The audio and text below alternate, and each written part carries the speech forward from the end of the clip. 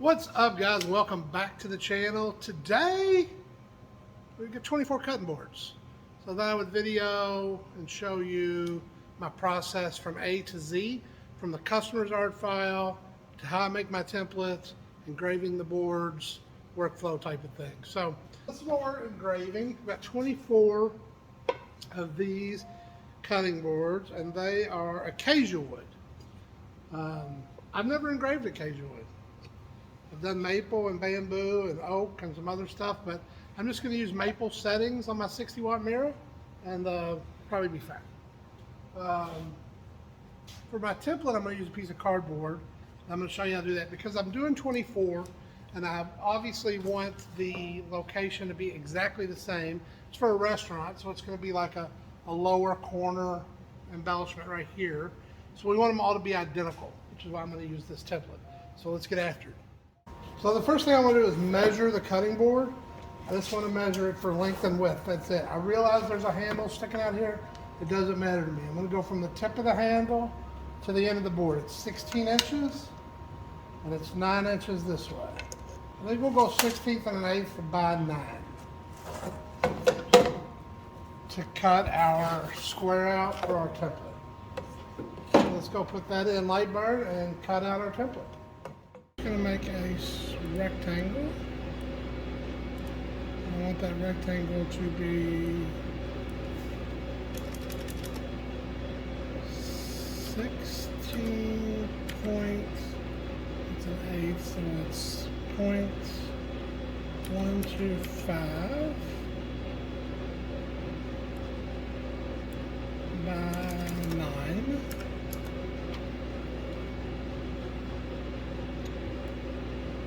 And there's our rectangle.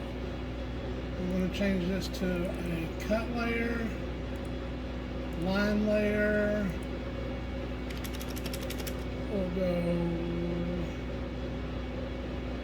25 speed, 75 power, 75 power. Okay, and send.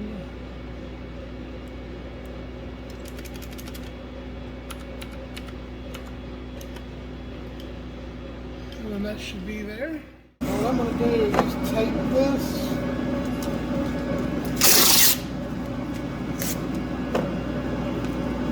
onto the honeycomb because I do not want it moving once it is set.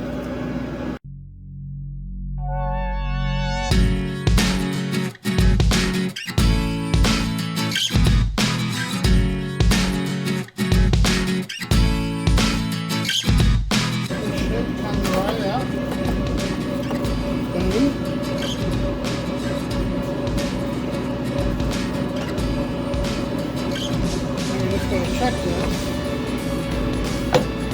It should fall right in there. It's got a little plug,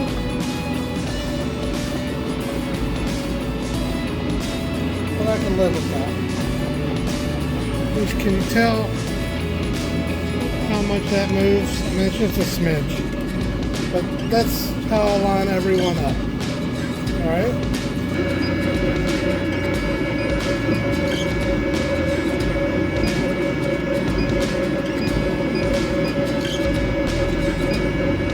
That looks good.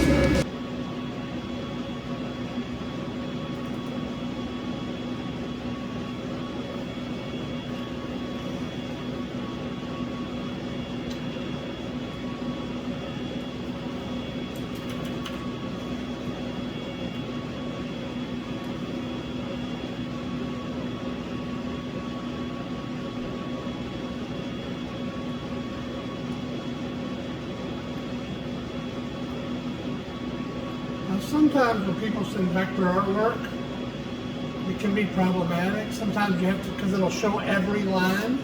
So sometimes you'll have to put it in like Photoshop and make a PNG and let Lightburn trace it. This looks pretty good.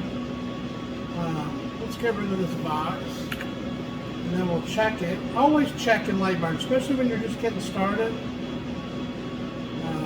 So see right there, it's telling me there's problems. It's not going to fill this stuff in. It's just, oh, you know what? It's probably set online. Duh. Let's go up here and change this to fill. Okay. And now preview it. Okay, boom. There's what we want. So that's exactly what we want it to look like. I would say that that's good.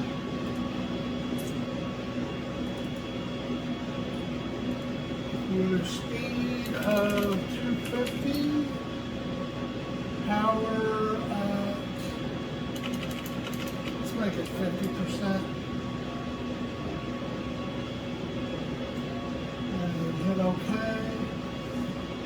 And let's send that to the laser.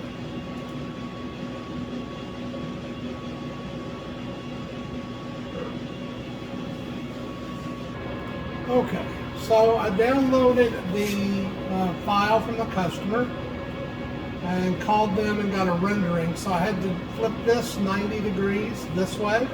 It's going to go in the left-hand corner of the board the way I have it set up in orientation, and it's going to go this way. I've checked my file to make sure it's going to engrave the way I want it to engrave. I've got these settings at 250 speed, 50% power on a fill. I've got a line interval of 0.08. Lines per inch is 317. It's fill shapes at once. And you can do like, so if I preview this,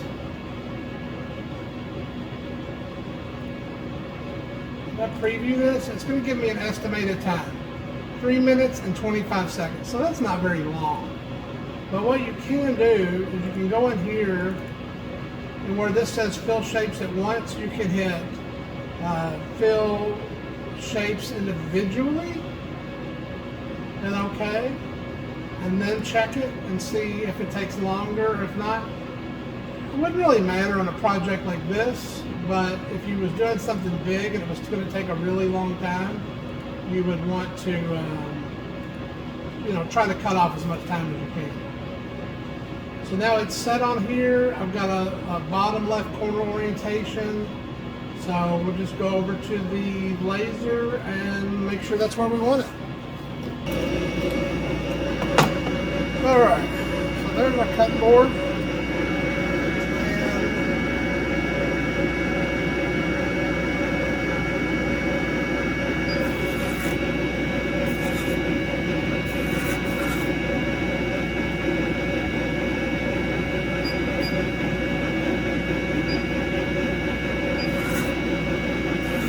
So I want it close to this bottom edge or close to this bottom edge. So I'm just going to check the frame and make sure that's about where I want it.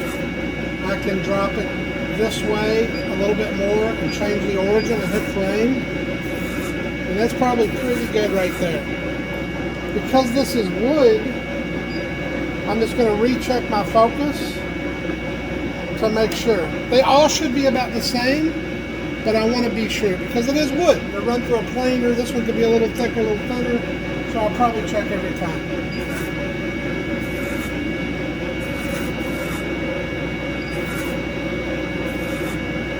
Alright, so I'm liking that placement. We're going to go ahead and hit the start button.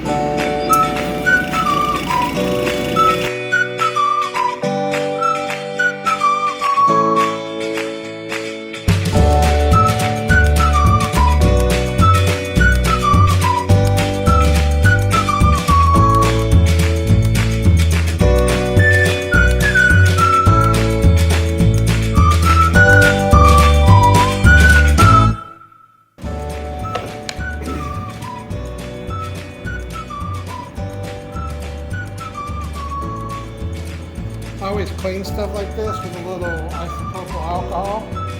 Just give it a little clean like that. That'll take off any of that sap and stuff. And the alcohol is cool for food, no problems. And there is your logo. So we'll do that 24 more times. Alright guys, so that was pretty much it on the cutting boards. Not a lot of huge groundbreaking information if you're brand new. The little template thing works very well. I see a lot of people cutting templates out of wood and then trying to figure out orientation and all that. I guess the lesson to learn here, anytime I have to make a template, just put in a piece of cardboard. Once that piece of cardboard is set down there, and it's stuck and it cannot move and the hole is cut, then once I set the orientation on that design, if I never change that orientation, every cutting board is going to be exactly the same. And you can do it with anything. When I do 12 by 12 granite stones, I make a 12 by 12 square. I send that as a separate file. I cut that out of a piece of cardboard or just a piece of butcher paper, just give me a line. And that way I know that my art orientation is going to be the same as my laser. Long as you don't hit orientation again, you are gold. So anyways, I hope this little bit of information helps you guys. See you next time.